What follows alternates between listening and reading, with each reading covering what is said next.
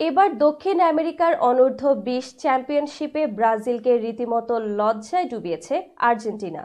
সেলেসাওদের ৬-০ গোলে বিধ্বস্ত করেছে আলবিসেলেস্তারা। শনিবার ভেনেজুয়েলার মিসাইল স্টেডিয়ামে দলকে জয় এনে দেওয়ার পথে জোড়া গোল করেছেন ম্যানচেস্টার সিটির সঙ্গে চুক্তিবদ্ধ হওয়া ক্লদিও এচেভেরি।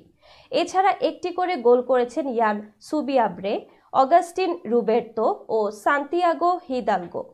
অপর গোলটি আত্মঘাতী। এদিন ম্যাচ শুরুর ৬ষ্ঠ মিনিটেই গোল হজম করে সেলেসাওরা।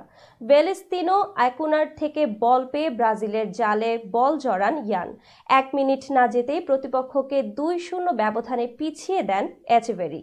লড়াইয়ে ফেরার বদলে উল্টো ১১তম মিনিটে নিজেরা নিজেদের সর্বনাশ করে বসে ব্রাজিল। ইগোর সেরেতোর আত্মঘাতী গোলে ব্যবধান দাঁড়ায় ৩-০ গোলে। দ্বিতীয়ার্ধে প্রতিপক্ষের ব্যবধান বাড়িয়ে দ্বিগুণ করেন এচেভেরিরা।